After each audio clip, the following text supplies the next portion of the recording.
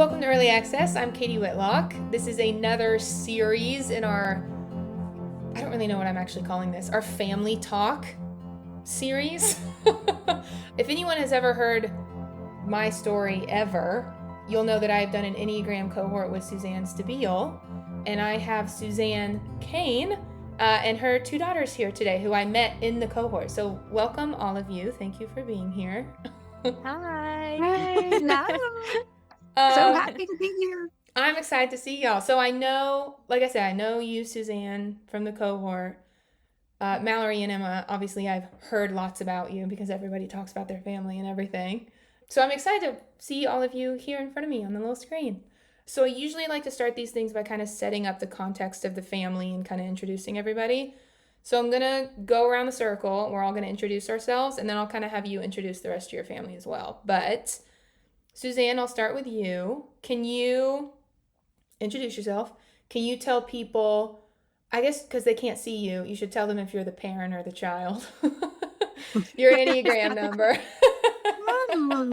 Your Enneagram number, and just kind of what you do, who you are, anything else you want people to know. Okay. Suzanne, I am the parent of three beautiful children. We live in Arkansas, and I was born and raised in Arkansas, so we are pure-blooded, bred Arkansans. Is that how you say that? Is it Arkansans?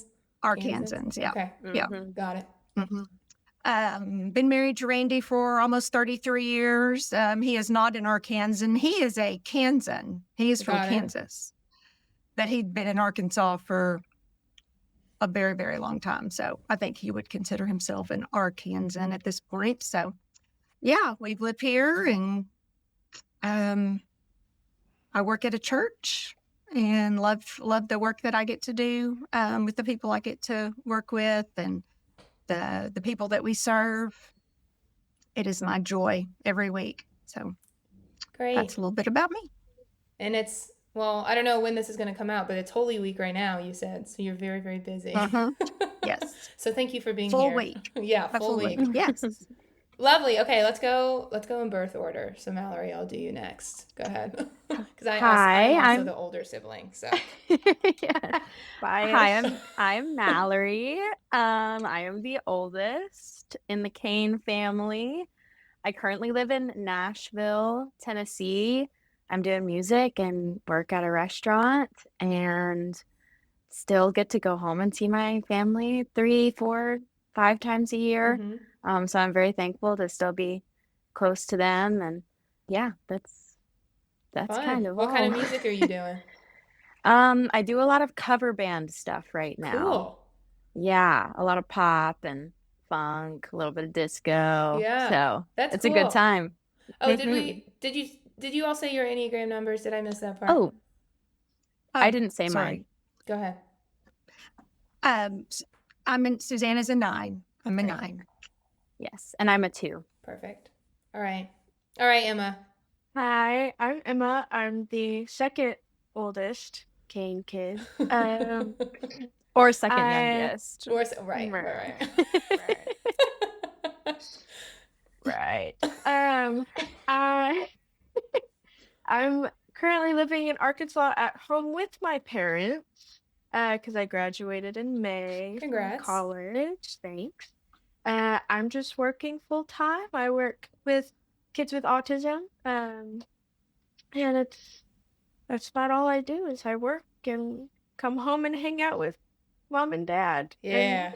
And call Mallory when I need emotional support from them.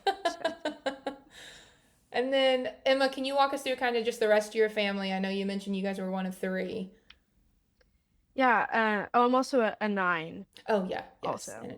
Enneagram. We have little brother Harrison is our last. He's in college right now. He, I don't know if he's still in bands, but he's in a band. He plays the bass guitar. Cool. He's studying biological engineering, so he's super smart and loves to rub it in our faces.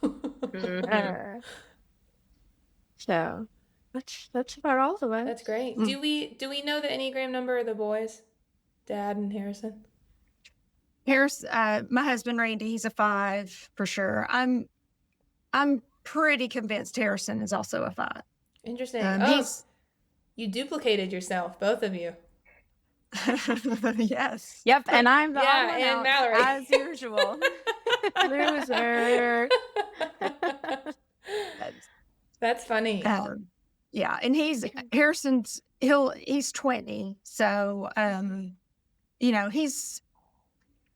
he's said, and he's found his way in his self, in his with his studies and just kind of who he is. He's just a really cool guy, and just I'm pretty confident he's a lot like his dad and is a 5. Yeah. So, well, that's a good segue.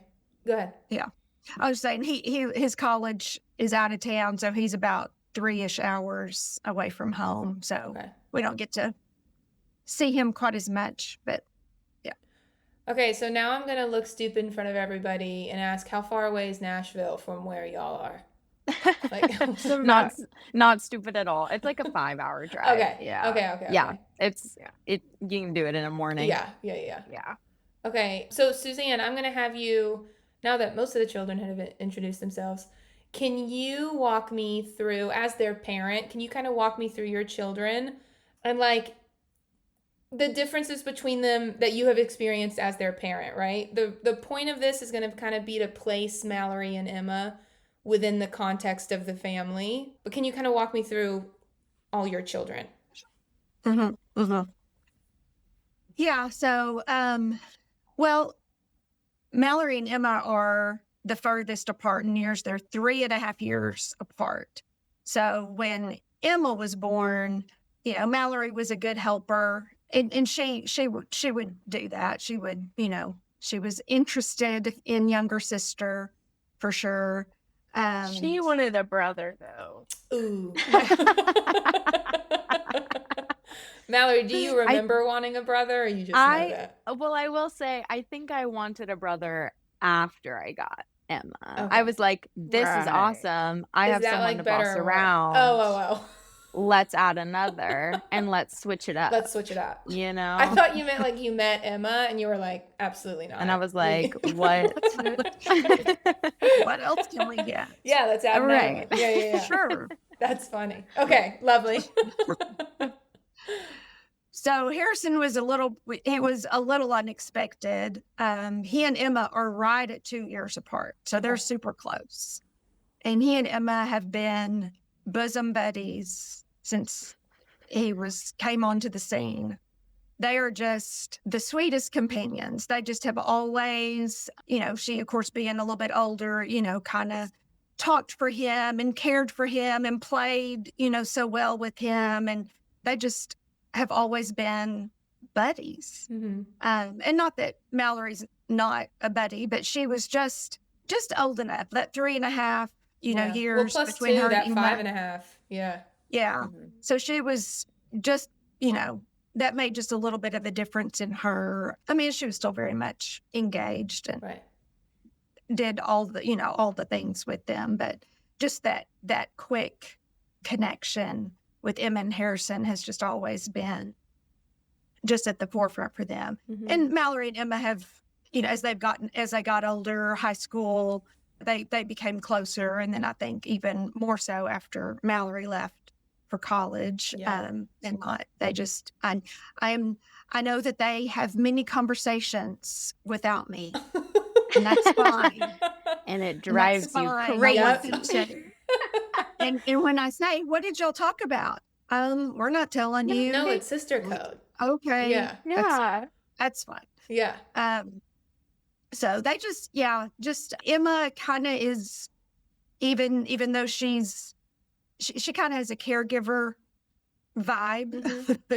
if you will, even for Mallory, even though Mallory's older, Emma's just kind of really the glue between the kids. Yeah. And it's funny, my husband and I talk about Harrison usually calls him for all that any needs and, all the, I guess, whatever guy talk they do. Mallory will usually calls me, just to kind of unwind or kind of let me know about what's going on. And she'll talk to her dad too, but I think I'm the first person she calls. Emma, she'll call one of us, for me or Randy first, and then whichever one picks up, and then she'll immediately tell the other one. So like, I'll come home and say, like, well, I talked to Emma today. And he was like, well, I talked to Emma today too. I was like, oh, she called you too. Okay. And then some days it's swish, and he was like, I talked to Emma. So did I. So it's like, she just is the glue for all of us. That keeps everybody together. That's cute. Mm-hmm. Emma, so, okay, I actually do have a question about that before I keep going. So I've been talking to a lot of nines lately. I'm just like at that part of the podcast and everything. And my sister's a 9 and my fiance's a 9. So I'm surrounded by 9s. And we've been talking a lot lately about how some 9s, not all, will withdraw from people to like gain their autonomy back.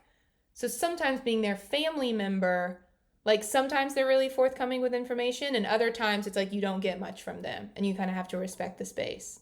But that's not what I'm hearing here. Like, do you feel like you're really, really open with your family? Do you maybe do that with other people, or do you think you just don't really do that? I definitely don't do that with my family. Like I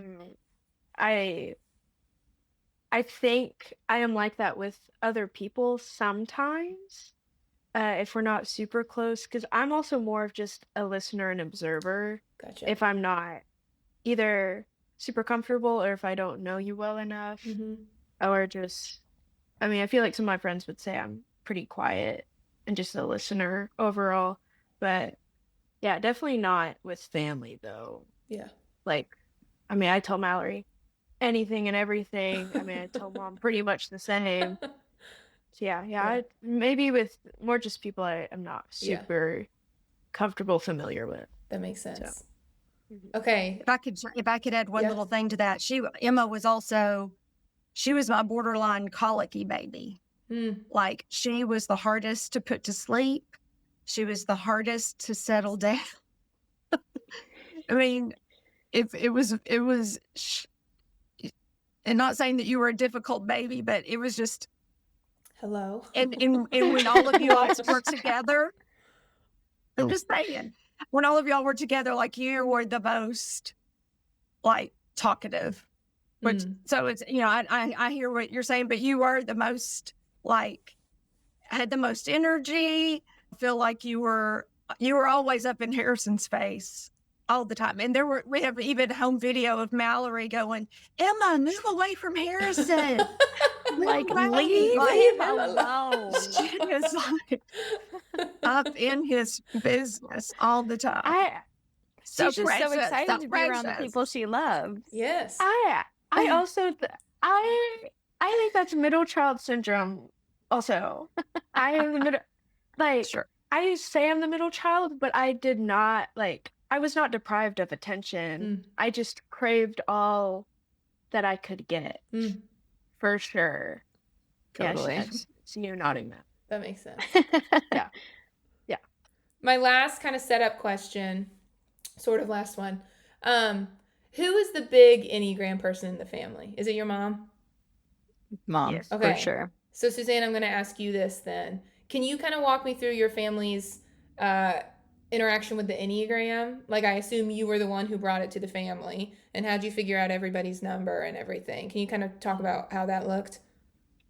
Yeah, I heard about it just here at our church through another staff member, somebody that, got wind of it. And that was probably 2014. Okay, so, yeah, a while. A while ago, and it started with The Road Back to You. So yeah, it was just kind of in the air here where I work, and we studied it as a church. I led some small groups, and my husband was a part of one of the small groups where we went through The Road Back to You together as a group. So, and the kids were, younger, right? Much, younger, grade school at the time. So I just kind of didn't try to go in deep with it. I just kind of let them be with it. But Randy and I, we talk about it a lot all the time. And then everybody I work with, all the staff, we they're deep into it, and we it's in our conversation all the time, and a bunch of close friends here, so it's I'm surrounded by it constantly and just constant conversation. So Right. I can't remember. It would have to have been sometime in Mallory's early college years that, when I first, introduced it to you. So I just kind of, as it's trickled, I guess Harrison, I don't know that I've really talked to Harrison about it just one-on-one. I know he's heard us talk about Okay. it, but the girls are the only ones I've had conversations with about it, in the past 5 to 7 years. Right. So, thank you. So here's my actual last setup question. I'm going to go sister by sister, okay? We'll reverse the birth order, so we'll go Emma first. Lucky you. So your mama kind of walked us through her relationship with all the kids and kind of your relationship with each other, right? What I want to hear from you is how your relationship with your mother has changed over the course of your life. So when you were a little girl versus teenager, I don't know if this is universal teenage girl experience, but usually there's a year or two where you're about to go off to college, you're not that nice anymore.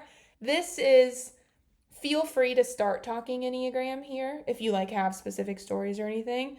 Take as long or as short as you would like. But I think Mallory needs to go first on this. Do you want should Mallory go first? I feel like she had more of a complex. Okay, let's do quite that. the right word, but I think it was a little more complex. Up and down. Moms. Yes. I Love you, would Mom. have to agree. I think Mom and I's relationship has changed so much from the time I was 5 to even to middle school, from middle school to high school to college to now. I feel like we've gone through so many different phases. I think now I can say we're friends. I remember being younger and asking, I don't know if Mom, if you remember this, but I feel like I would ask you pretty frequently, Mom, will you be my best friend? Are you my best friend? And you say, I'm not your friend, I'm your mother, which still is true. That. Right. Still says it. Yeah. And I so deeply upset. And I was like, what? And she's like, well, your dad's my best friend. You can't be my best friend. Your dad's my best friend. And also I'm your mom. We're not friends. Yeah. And I feel like we are more friends now. Yeah. I feel like just as a family, we've changed a lot as well.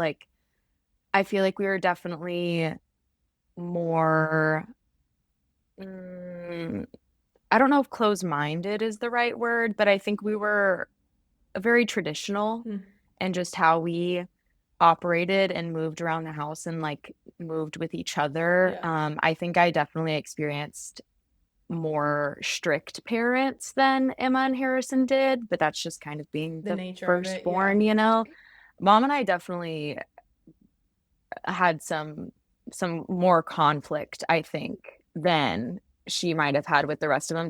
I think mainly because we are so similar, and I think it was hard for us to connect for a while when I was in high school. And also I think that just from me being a 2, I never wanted help from anyone, especially not my parents. But then at the same time, it was I was going through things where I didn't need them. And it was the push and pull of wanting them to help me because they were my support, but also not knowing how to ask for it or even accept it when I did receive it.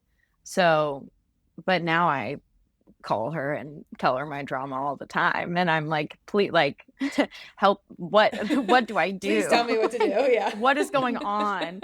How do I get on health insurance? Help me.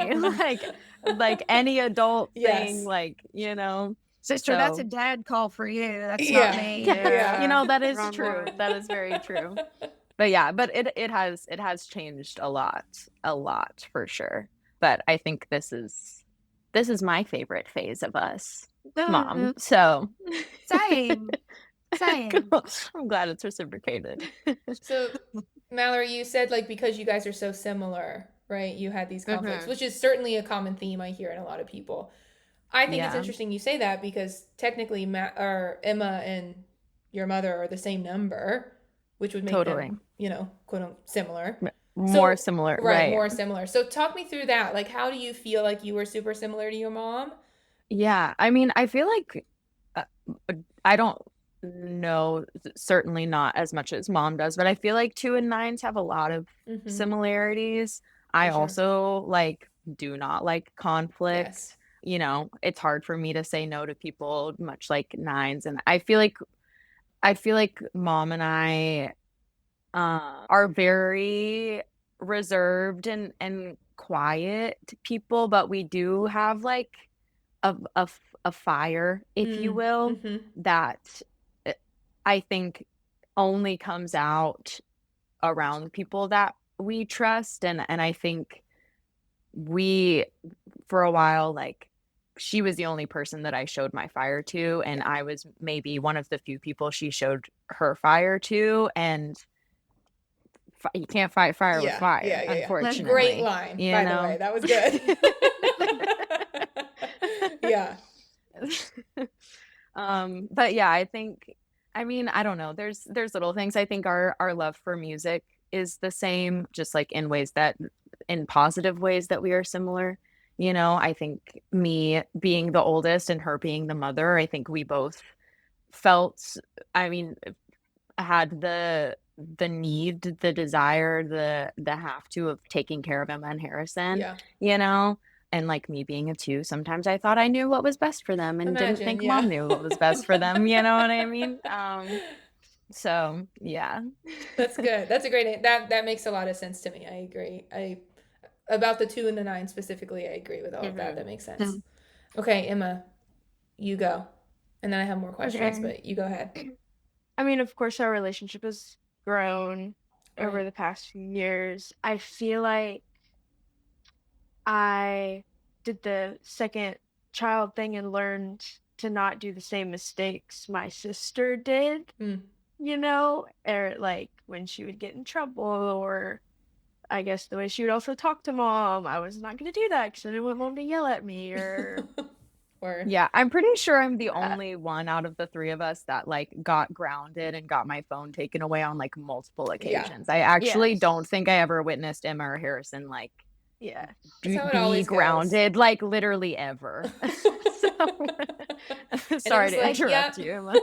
Yeah, I I was just mean, like, okay, yes, yeah. the few times I do remember getting grounded, it was because I was helping you with something. Yo. And Dang. I By remember us both, association. exactly, like we both took fault. Like, well, you lied for your sister. I was like, oh, yeah, Yeah. I should. Great. Just trying to be Thanks, a good girl. sister. She started liking me. Like I had to keep it going. Yeah, yeah, yeah. Yep. Oh, man. That's Need to funny. gain her trust. That's funny. Um, yeah, I mean, I'm not I feel like it,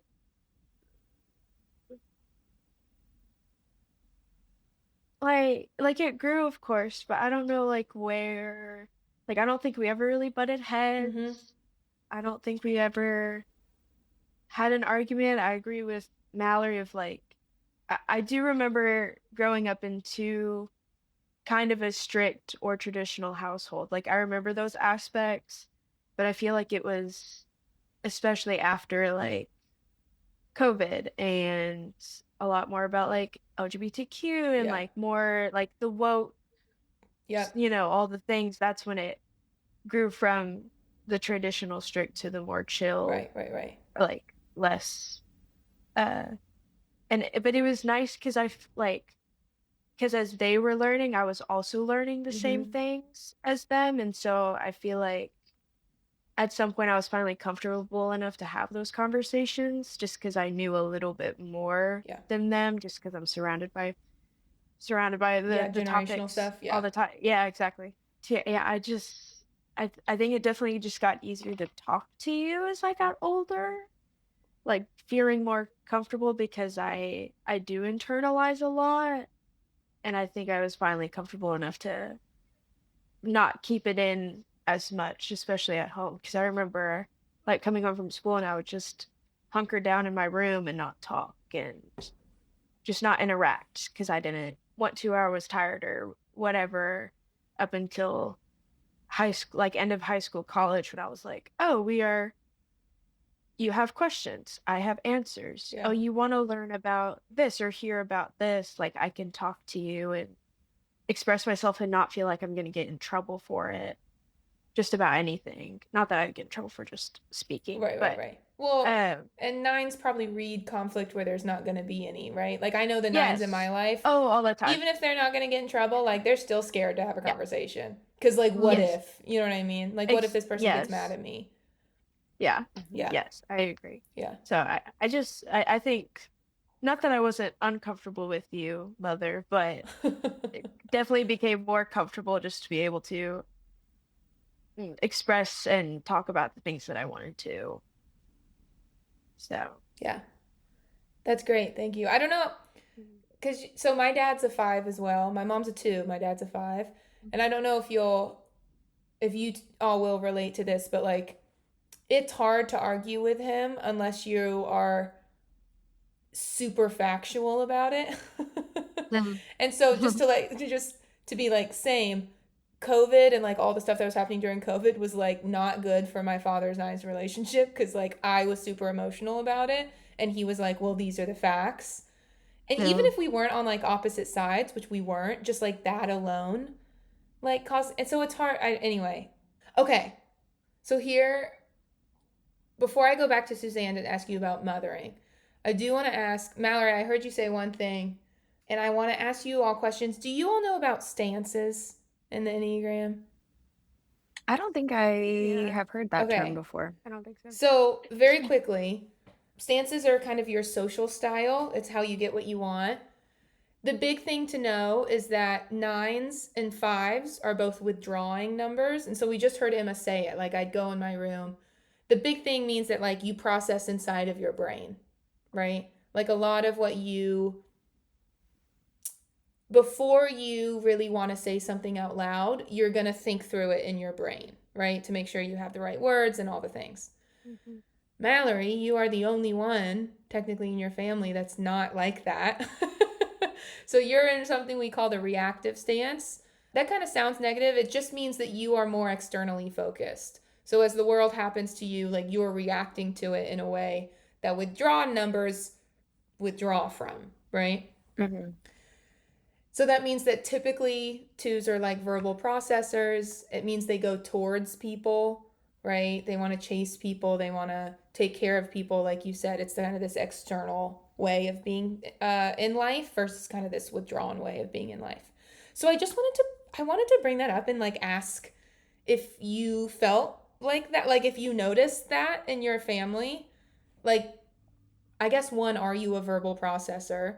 And 2, did that play a role like in your relationships in your family, like being the only one who kind of walks through the world like this? I don't know if you've noticed anything like that.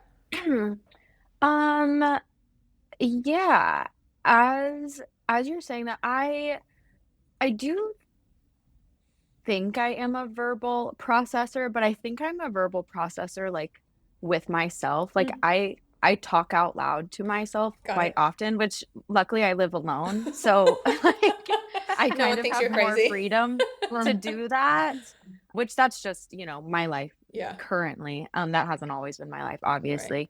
Right. I do feel like in hindsight, our home was very, very quiet. We're all very introverted, calm individuals. We, especially when we were all in school and like had a regular routine for our weeks, like, it was kind of go to school, come home, go to our own rooms to do homework, or I would be at soccer practice and then we'd all sit and have dinner together and then maybe watch a show and then go to, we're all very quiet and reserved anyway. And I think looking back, I think that did create a little bit of conflict in me that I didn't realize was conflict when I was younger. Because I feel like because of the quiet nature of our house, and not that I was ever told that I could not talk about Right. things Yeah, that I yeah, was yeah. going through. Yeah. But I think I just felt misunderstood a lot of the time. And like, and not that people misunderstood me. I didn't say anything. I just didn't think that anyone would understand me, Yeah. even if I Yeah. talked. Yeah. You know what I Yeah. mean? But I did have that desire, and I think that's partially why I like was so drawn to music when I was younger too, because I think that was kind of my way of getting it out without having to talk about it Yeah. to my family.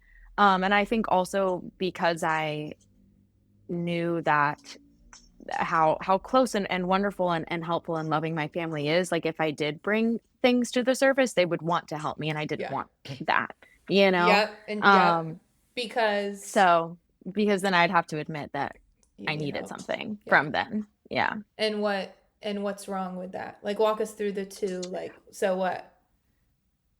Yeah, what is wrong with that? Good question. Yeah, I mean, in this stage of my life, I'm happy that that sentiment doesn't make sense. I know that it doesn't make sense. What is wrong with that? I don't know. I mean, I think it was kind of like an oldest sibling thing. Like I think Yeah. I wanted to be the least of everyone's worries, even though I was certainly the most troublesome out of Yes. the three, I'm pretty sure. And we go, Correct. I always made sure to make good grades and, and like have friends and be doing extracurricular activities. Like I didn't want to be a burden in any way, shape, or form. Yeah. I didn't want my parents to have to worry about me at all. Mm-hmm.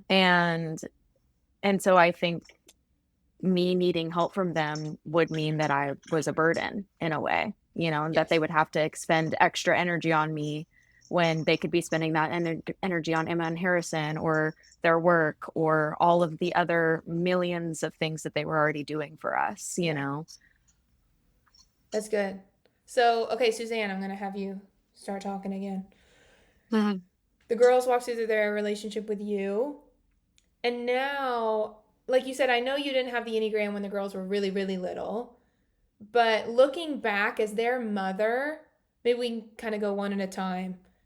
When did you start to see their Enneagram numbers come up? Like, was there any examples or stories of like when they were kids, or like how did that kind of show up as they kind of grew up? Yeah. Well, when I would have, it's interesting to hear Mallory talk about the similarities between 2 and 9 because Emma definitely has some 2 tendencies as well. And like early on, I'd probably in the back of my mind thought she was more of a 2 just because her moving towards people. And it's not every person, but like there was always like Emma was the one little kid that would go sit with all the little old ladies, all the little old widows at church and go and talk to them and make their Sunday morning because she would go and just talk to them. I don't know what she would talk about. I mean, they're 90 years old and she's 7, but they adored her and she just gave them this precious attention. And I was like, thought it was so sweet. Everybody thought it was sweet. And she also has this rapport with kids and babies. And, it's just, as she has matured and we talk more Enneagram together, I do feel like she is definitely a 9 with the conflict avoidance, with the kind of being overwhelmed. I mean, I see that, college kids are overwhelmed with all the things college all the time. Yeah. I see it a little bit now too, when even though has a job, she is in a job that she doesn't intend to keep forever. And she's having, I'm just going to say this out loud, okay?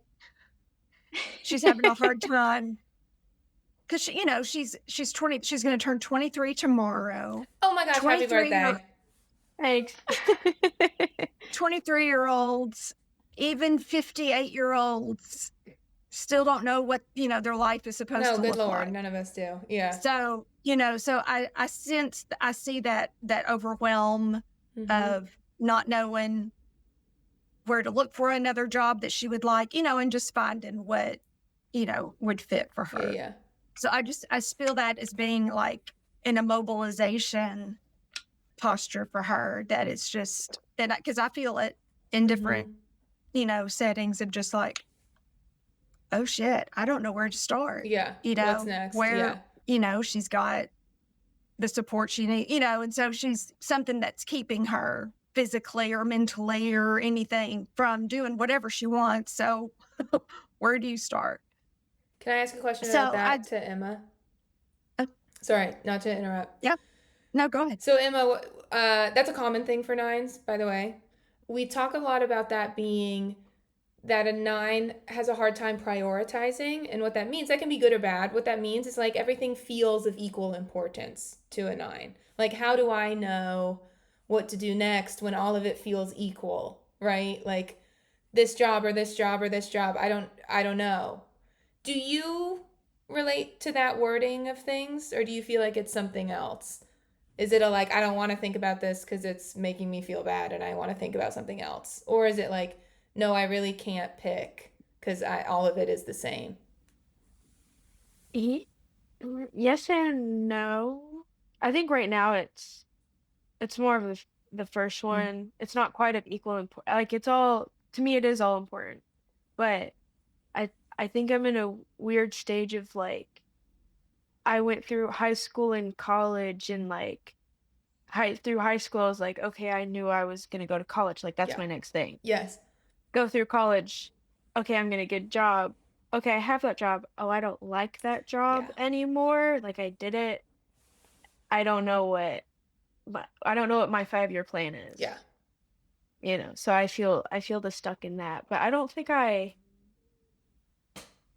definitely in certain situations do feel like I make everything too important, like of the same level. Yeah. I remember graduating college and just having this overwhelming, like, sinking feeling of like, if I don't change my life, nothing is going to change. Only in the sense that like you said, when you're in high school, you go to college or you do whatever you do after high school, but you have a plan, right? Yeah. And then you go to college and you're like, okay, I graduate in 4 years and then I do this. But like then once you start working, like you just do that forever until you choose to do something different. Yeah. Which for a 9, so okay, here's my last question about that. The other thing we talk about 9 sometimes is like activation energy. And what that means is that the energy it takes to change something in your life, even if that thing technically would be better, like a better job or a different city you'd like more, in a part, like whatever it is, even if you know in your brain that thing would be better, the energy it takes to get yourself to get up and go do it is like massive. And it seems easy for everybody else, and just for some reason, like, it just feels so hard for you. And there's a lot of Enneagram reasons why. But do you relate to that? Yes. Yeah. Completely. Like, I will look on Indeed and scroll for a while and be like, this is pointless. I don't even know what I'm looking for. I guess I don't hate my job that much. Yeah. But then I go to work and I'm like, oh my gosh, I need something else. But like, oh, I can't keep doing this. Like, yes, 100%. Like, I feel like the act of doing it would be so exhausting because I did the work to get this one. Yes. I have now. Now I'm like, okay, I get to start from square one. Like, and I'm almost a year into this job. Like, and I'm just about to throw it away, which that's not what it is, but it would take way too much energy, but I need to do it. But Suzanne, do you, as her mother, who's also a 9, I guess I want to know, like, how does it feel watching your kids struggle with like the same stuff that you struggle with? Yeah, I just in the past, living with her this past year since she graduated, and she got this job on her own. she, we had a friend that had worked there. And so she kind of got some inside scoop, and she, I did 0 things. But we've talked about this a lot. Like, it's a hard job. It is hard. It's like hardcore babysitting 8 hours a day. And she's getting punched and scratched and bitten. And it is awful. Yeah. But I really feel like she has a gift for it. And I think it's her passion. So living with her this past year, and knowing that, your first job, you've got to do some grunt work. And she's just got to go through this. And I'm fine for her, like, you need some tough work, and everybody's got to do it. So, but as we're coming up on the first year of you being there, I know how you feel with not knowing where to start. And, you're so much smarter than me that I was at your age. And you've done, just some really awesome things that I just wouldn't have been able to do. So it's really amazing to think about the things that shadows of myself that I feel like, we might share some of those. You just, like, for a parent, you just, you kind of hold your breath and grab your clutch your pearls and, like, oh, please, Lord, don't let it be so awful. And I hope she, I know you'll get through all the things, but, and sometimes I regret not moving towards all of my children, at different times. I mean, I feel like I ask the questions. I'm not going to berate them. I'm not going to, like, beat down and, like, try to drag something out of them that they're not willing to share. So there's also that. But I do have that fear of regretting not asking a question or just not inserting, my presence with them, or my interest, or my love and support and my mothering at times, because we want to raise them to be on their own. Right. We want to raise them to not need us, but yet we want them to need us. So we want independent children out in this world. And so I'm not going to protect them to the point that it's smothering and it doesn't teach them anything. Right. And that they can't do, so that they can't take care of themselves and be whole people outside of our house. And they're really awesome. Like, Randy and I look at each other every day and go, it's not us. I don't know how they are. It's a little bit of you, at least. It is 100% them. Yeah. My mom says that too, and I'm like, what else do you think it was? You raised me. Yeah. I don't know. Do you think, I guess overall, Suzanne, knowing your child's number so intimately because you are that number, does that make it easier or harder to watch them go through the same things?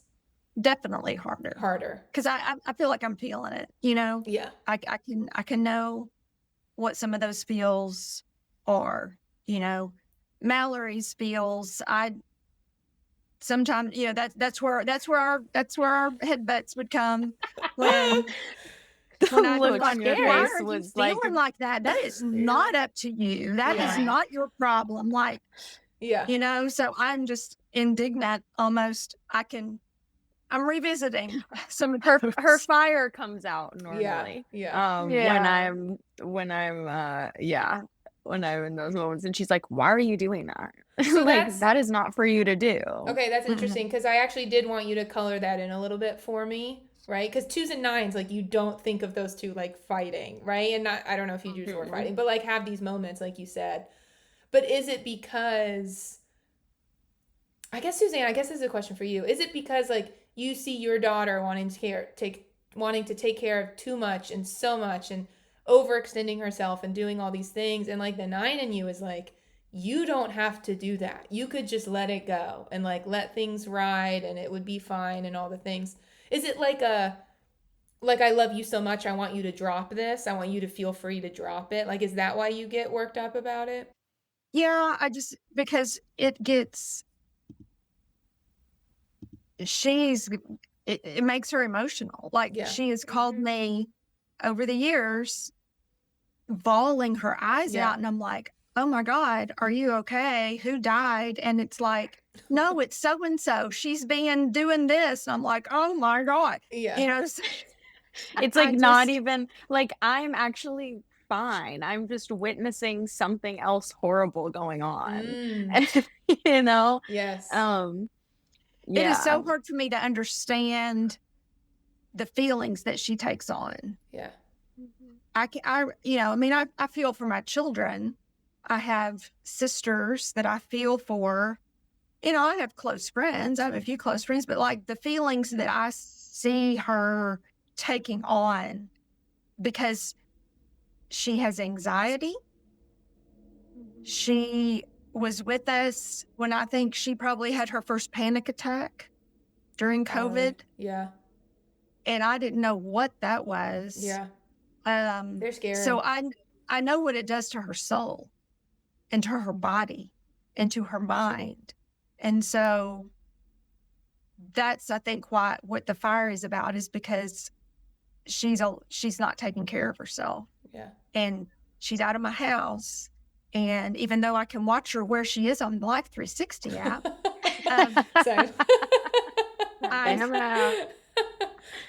I need to know she's taking care of her whole person.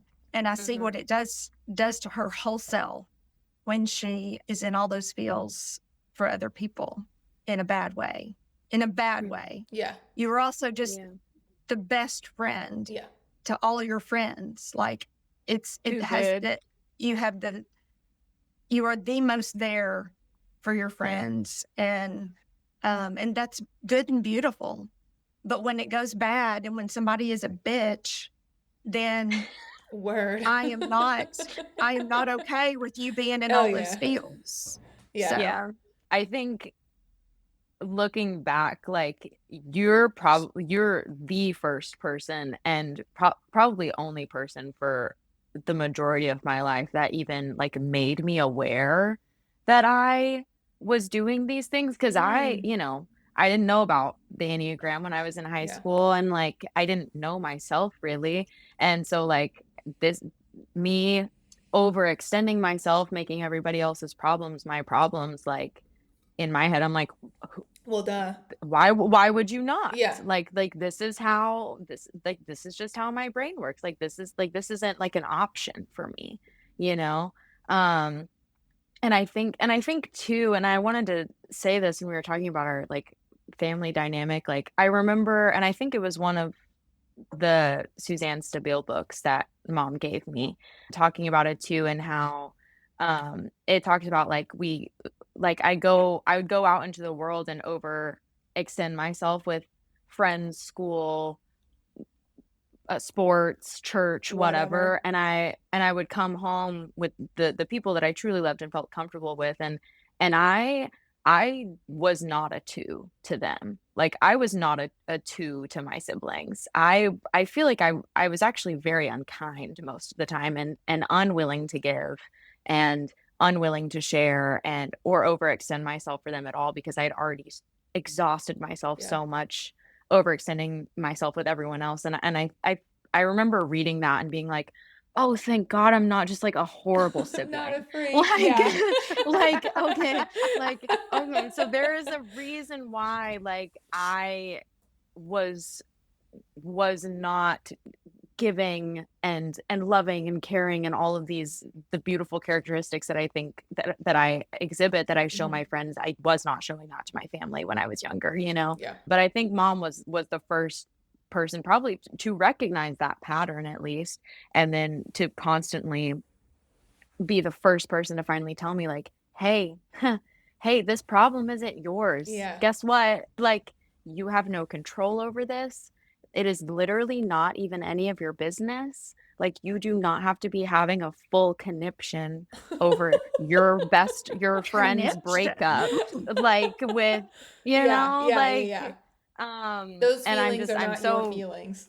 right. And and I think be like in the like I can understand now. I mean, I had a a fairly recent situation where I called mom crying, feeling all these things for another person, and her anger comes out, and I can recognize now that it's not anger at Yeah. me. It's mostly anger for the other person and in taking advantage of me, but it's also like her being upset that I'm not sticking up for myself Mm-hmm. because she wants that for me. And I think when I was younger, I didn't understand. I just thought the anger was at me, and then I just felt like I had done more wrong, Yeah.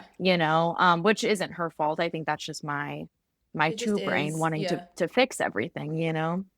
Okay, so this is fascinating for a lot of reasons. I just interviewed a 2, but she was the mother, and she said Mm. her daughter's a 1, which is different from a 9, but they're going to share that anger. Like 9s and 1s have that similar anger, right? And the 2 mother said she always felt like her daughter's anger was directed at her, and she had to learn that it was just it was just out, like in the environment. It Right. wasn't at me, but because Yeah. I'm a 2, this is what she was saying, like because I'm a 2, I feel like everything's my fault, right? So of course the Yeah. anger was my Or fault, right. Or mine to fix. or yours to fit. You Yeah, know. Right. that's better. Yeah. Yeah. This is So. so this is really fascinating to me, again, for a lot of reasons. Y'all's relationship, Mallory and Suzanne, is my sister and my mom, but flipped. And I've never really thought about this, but like, I guess I only want to say this because it'll apply like all over all of these podcasts. You're having the same issues, but flipped. Like, I imagine as a parent, and I say this neutrally. This might sound negative, but I just mean it in a neutral way. So Suzanne, I'm sorry if this is like hurting your feelings, but I imagine as a parent, you want to teach your kid how to interact with the world, right? But all before we know the Enneagram, all you know is how you know the world, right? So you try to, subconsciously or not, you're kind of pulling your kid towards your way of seeing the world. And so what I'm hearing is like a 9 being like, don't you just want to be stable? You could just drop it. Like, those aren't your problems to fix. You could feel so much better if you just let it go. And I see from my mom to her 9 daughter is like, you should like reach out to people more, and like you need to let us know how you are, and like it's like you can't just keep all that stuff from us and all the things. So I guess I don't really know what I want you all to say about that. Yeah. I would, that would be interesting. I have a sister that's a 2. I have so many feelings about her way of life, that are similar to Mallory's, Right. but we're sisters, and so it's It's different. it's a whole different Yeah. thing. But I can see your sweet mother telling your sister to like, go reach out. Right. Go reach out and be with people and move towards people, and her just not. Yeah. Back off. So that's definitely different ways of parenting, so Yeah. of course. Okay, so we're at an hour, so I have a lot more questions, but I gotta ask y'all my wrap up questions. So I'm gonna do Suzanne first again, and then I'll do you two. But Suzanne, we're gonna time travel. We're gonna go back. We're gonna somehow do this at the same time. We're gonna be in the hospital right after you had Emma and right after you had Mallory at the same time. You're a new mom or a second time mom, right? So kind of 3 things. What would you tell yourself in those moments? And then if you could tell baby Mallory and baby Emma something right when they were born to take with them for the rest of their life, what would you say? To myself, just to be fully present in your mind, mindful. I wish I'd had some mindfulness, awareness as a young mother. That's I sure hope that's what they take, like as when they become mothers. If they become mothers, you don't have to become a mother if you don't want to. I'm just saying that. I wished I had. I the advice I would give myself as a new mom is be present, be fully present for, because and it's the age old piece of advice, that all parents get is I wished I had documented, the things, all the big things, because you'll forget. You think you won't forget, but you'll forget. And I've forgotten. But just being present, in those little tender moments, because they're important. And of course there'll be things I forget, but yeah, just to be present. That's a good word for them as well, to take with you with your, however your family looks. There's also the old cliche is, not sweating the small stuff. And, as I'm the oldest of my sisters, and I know when Mallory was born, I wanted everything to be just so, because she was my firstborn, and I just wanted everything to be a certain way. And with kid number 2 and kid number 3, just like, is it not that big of a deal, and so there's that just comes with, a few years of parenting. So just, mindfulness, presence, and love. Yeah. Sweet. Alrighty. So for the girls, so outside of Enneagram, we've talked about your mom as a 9 and all the things, right? But outside of Enneagram, everything your mother's taught you, the morals she has, what kind of person she is, all the things. As you go forward into your own life, what do you think the best thing about your mother is? And like the number one thing that you want to bring into your own life because of who she is or what she taught you or whatever. You got something? You want me to start? Of course I want you to start. Okay. Says the peacemaker. Yeah, right. I think